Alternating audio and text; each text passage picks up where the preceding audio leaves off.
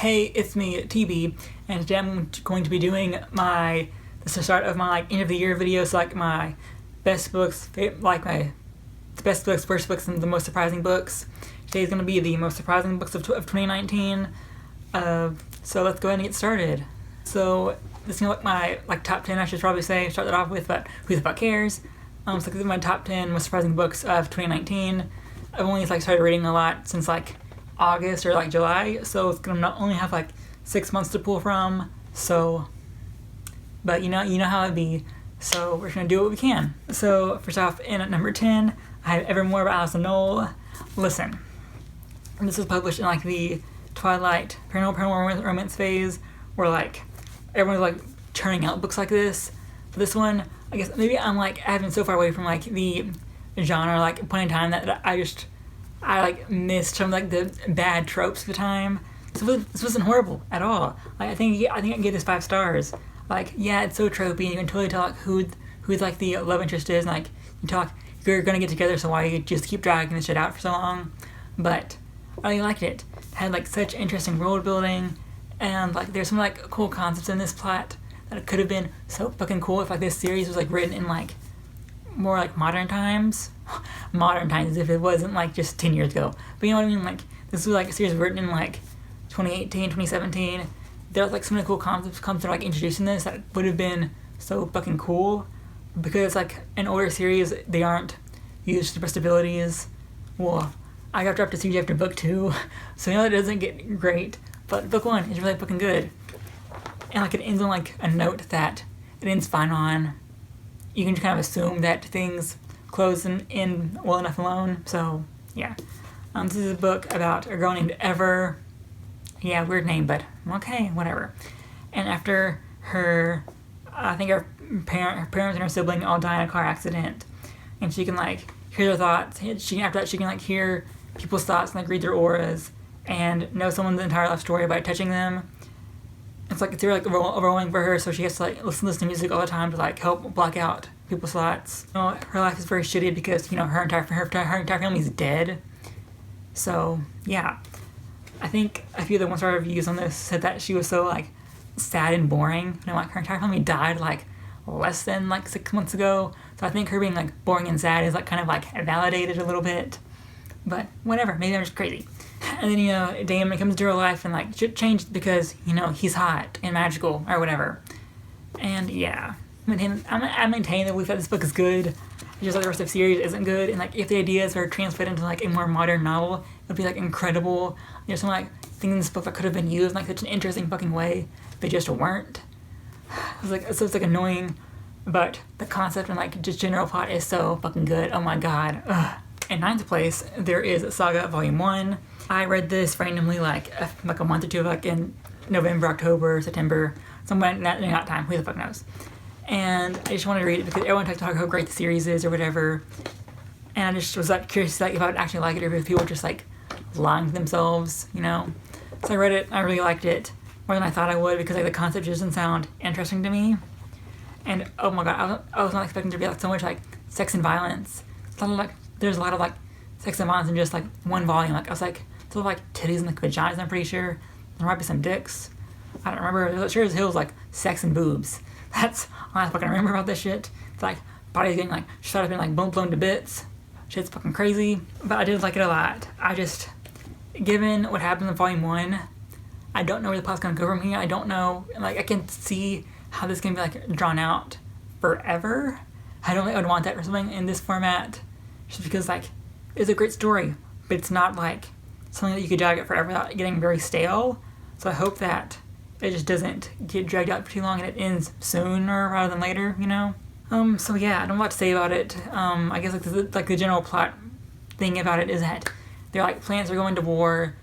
They're lovers from 2 separate plants fall in love in the middle of war, some shit, have a baby, and they're on the run because their love is illegal or something. So they're on the run and they have a baby, and the baby is who our narrator is. It's about her life or whatever. So yeah, this book, a lot of shit happens for fucking half of it, but shit happens, and I was surprised that I actually liked it as much as I did, just because I was expecting it to be an overhyped book that's actually really bad, but it was actually pretty good. Next up is an arc I read recently. Like, I'm trying to keep arcs off these like end of the year lists so you can actually like get them and read them, but some arcs are just too fucking good to stay away from, so you'll get over it, I'm sure. This is the Case of the Missing Auntie by Michael Hutchinson. I literally read this book like Thursday, maybe Tuesday, which is like less than a few days ago, but it was so fucking good. It's a middle grade book that's basically like following First Nation kids, like solving mysteries basically. It's basically like if Hardy Boys in Nancy Drew featured like non-white people. Like, it's really fucking good.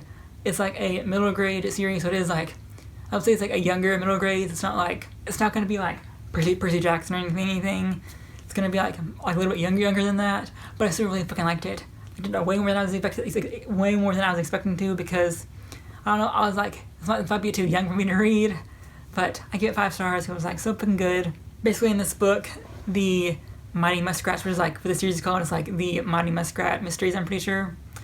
But follows like this group of like I think like 2 sets of siblings, and like they're all cousins. They are going to like the big city for like the X.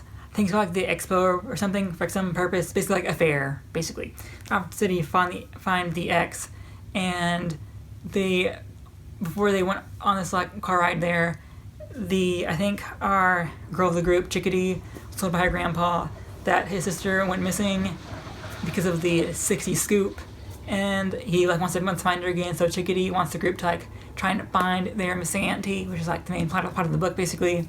And I was just surprised at how well everything was. Like, it is middle grade, so it is younger, but it covers a lot of like important topics like racism, the 60 scoop, and just how like First Nations affected by like stuff like that.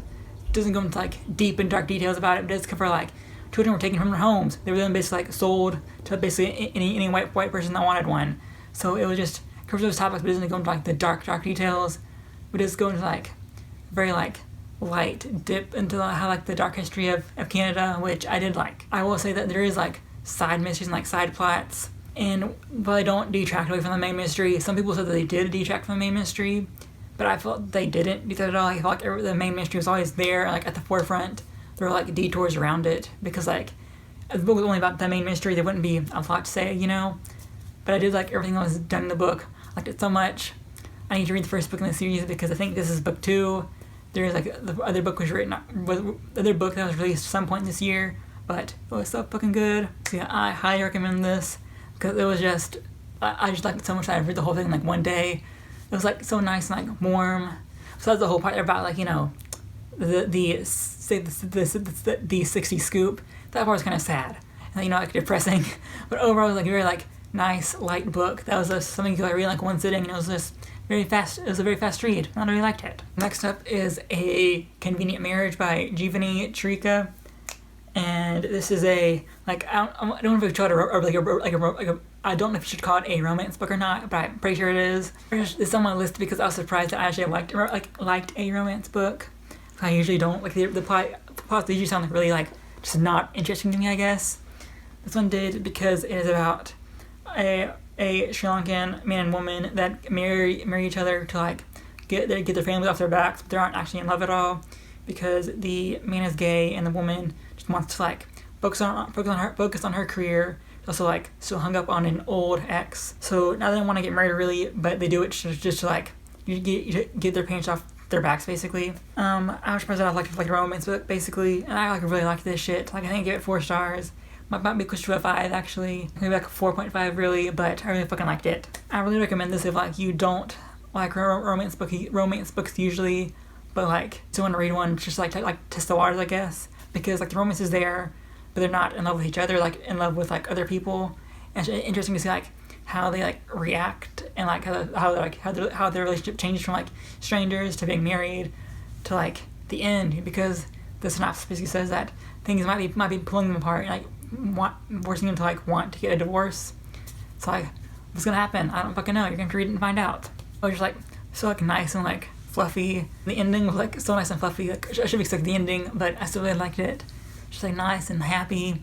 Like a nice like, I guess like a palate cleanser from what I usually read. So yeah, it was just a nice read. I think A Convenient Marriage is out now.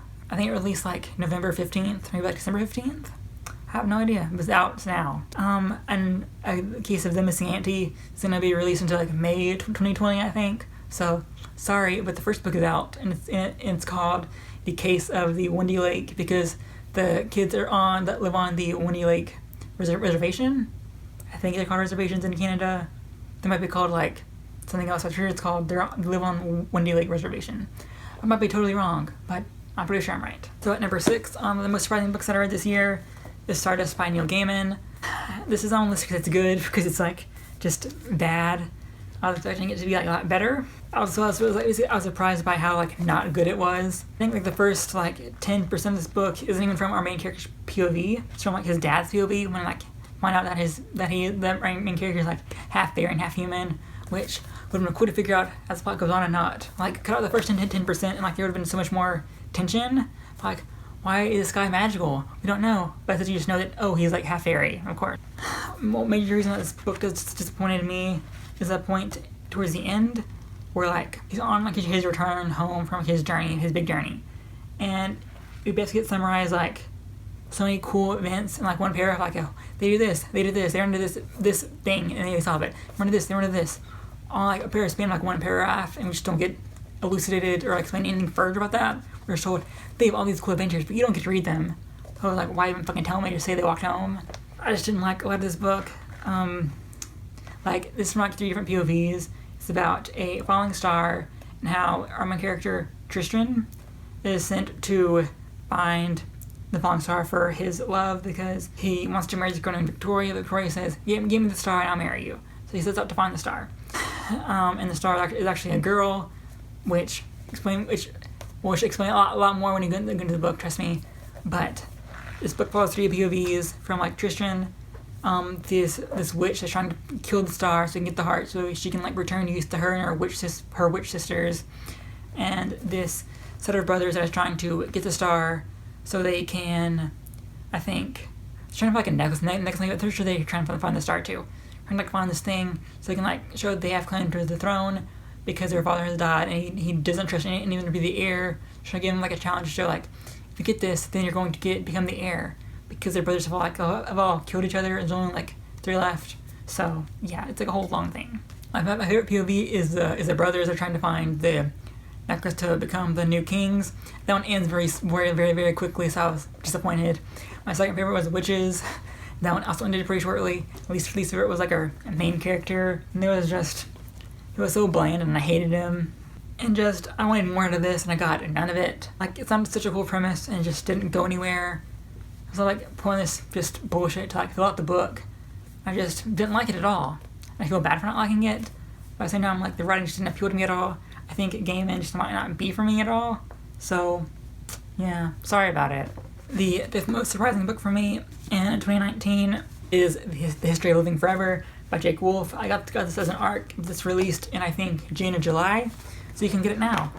This is about a guy who was in a romantic relationship with his teacher. Yeah, gross, I know. But the teacher dies, and the inmates basically said that he killed himself, but the main character doesn't believe it because, you know, they were in love. Why would he kill himself? Whatever. He finds his teacher's journals.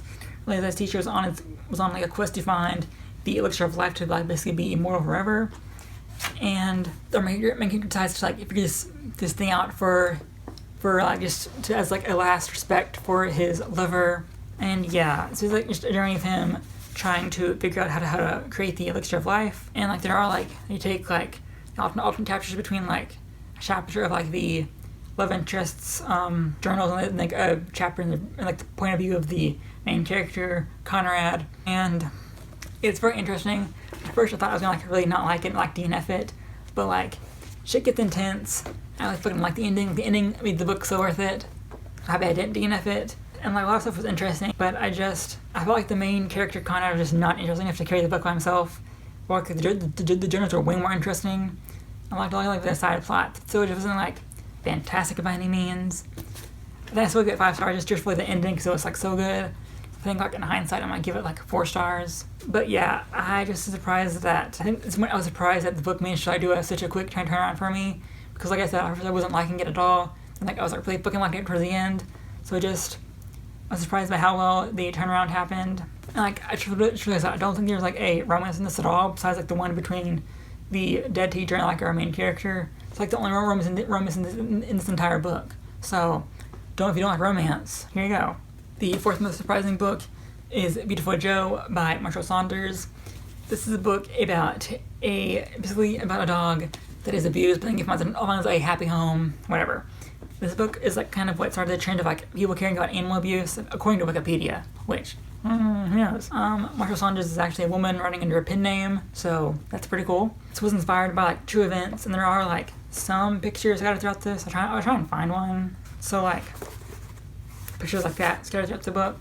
And it's a really like happy, fluffy book.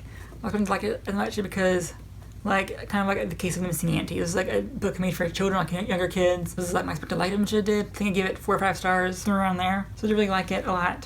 So I didn't a lot to say because it's literally just about a dog being in a good home and just living his best life. Basically all it's about. Not like a lot of like complicated plot or like deep plot connections. It's literally just about if you treat a dog happily, it'll live a good life and like treat you good in return, basically. It's like a happy, fluffy, quick read, I guess. Because the text is like really big. Like the plot isn't complicated at all, so you can just skim it really fast, you know? So yeah, Beautiful Joe. You should like to pick it up. At number 3 on this list is There There by Tommy Orange. I did not like this book as much as I wanted to. So I'm gonna spoilers for my 5-star predictions. I think I give this 3 stars. It's just the ending is just so not good. It's like such a giant open cliffhanger. That's not like an open ending can be good, but open ending is not good at all. It basically follows a group of like 12 Native Americans who are going to a powwow and how their lives intersect and whatever. And just when they say intersect, they're not fucking joking. Like shit gets so complicated so fast. Like I wish I started keeping track of like a family tree because you fucking need one. It's just so complicated. But this book is on the list because the ending was just not good. So if you're surprised how quick the book could go from I'm really enjoying this to be like I fucking hate this book. The ending was just so not good. It's not like, and it isn't like the ending is like I'm saying, you're going to just like openly interpret it one way or the other. Like people are dying, you should have no idea like if like they survive or not. There's just no resolution. There's no resolution like if people like reconcile, just all open-ended about who the fuck knows about anything. I just fucking hate that. Like give them like some form of like resolution. There's no resolution at all, like any way, shape, or form. So yeah. I didn't like this. I'm keeping it just so I can reread it at some point. You know, in hopes that maybe like if I reread it, I will have a better love for it. Yeah, overall, I just did not like it at all. Well, I liked it, I just hated the fucking ending. I hated the ending so much. And yeah, like it was a great idea, a great execution up until the ending. Like I'm pretty sure this book like gave 3 stars just because the writing is so tight and good. But again, like the ending is just so shit. I hate it so fucking much. The second most surprising book I read this year is You May Now Kill the Bride by R.L. Stein. This book early in December. I read it in like one sitting, which was how fucking good it was. So this is on the list because I was like not expecting to like a book by R.L. Stein that much as an adult. Because like, you know, he writes Goosebumps, you know, like top quality literature, you know. And they're really like short, you know. This book is like 400 pages, so I was like, will you be able to like carry a plot for that long? Because Goosebumps are only like 120 pages, you know, not that long at all. And he did it. I was really fucking invested in this plot. Like, oh, it was so fucking good. This book is about these two families separated by separate times. They're like 2 parts of the same family, the Fear family, and it's about how this curse affects them, how on the wedding day shit goes bad and like people die, and how they're trying to break the curse basically. I feel like the portion of the past is like less than 80 pages maybe. Yeah, like the first half is literally just this quick little section, so it's not that long. And I will say I prefer like the first half more than the second half, just because I like the setting of like 1920s and there being magic and shit, because there is magic in this book. Because the Fear family has like magic running through their blood, so they do like spells or whatever, which is really fucking cool. And just I liked how the plot went. Also, the ending is not the best. I think I give 4 stars because the ending was just not the best at all. But it like wraps up shit really fucking quick, which when it could have been like an extra like 100 pages. But whatever. I'll take what I can get. I should really fucking like this book. I want to read it so bad because I really did like it. It was so good. I liked how like there were like plot connections between like the 2 different time periods. And I don't know, I should really like this. And again, I was just surprised that R.L. Stein could turn something that was like so good when he usually writes like such tiny little like kids books, you know? Like literally like kids books made for like elementary kids. I think this is like more of a young adult maybe. Somewhere along those lines. I should really liked it. I don't read more in the Return to Fear Street series. I think there are like 2 more books out now. So yeah, can't wait to read those. And the most surprising book that I read this year was And Then There Were None by Agatha Christie. This is surprising because I originally DNF'd this at like page 50, I think. Because I was just like so confused with all these characters. There's so many of them, and it's just really lost. And I was surprised because I ended up really fucking liking it. It was like so good. I get 5 stars. The ending was so good. The big twist was so good. It was incredible. I wish I really read it originally all the way through because again, it was so good. I just wish I gave it a chance to be good, you know? This is about 10 people that get invited to an island by random people, and they get there and realize that the person that invited them all is all different, and that the person that invited them in there is just not there at all. They decide to stay for the night, and then people start dying left, right, and center, and they decide like, okay, we need to get off the island like now.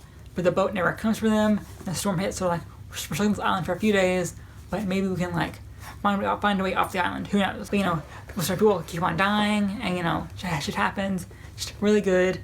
I highly recommend if you've never read anything about Agatha Christie. But like, fair warning, the first 50 pages are really confusing because how people get introduced very quickly. But once they start dying, it becomes way easier to just like figure out who these people are. So just give it a chance. It's better than you think. I promise. So yeah, those are the most surprising books that I read this year. They're not necessarily all good or all bad. They're just like something about them surprised me in some way, shape, or form. So yes, thank you for watching. If you like this video, subscribe, like it, share it, you know, the whole shebang.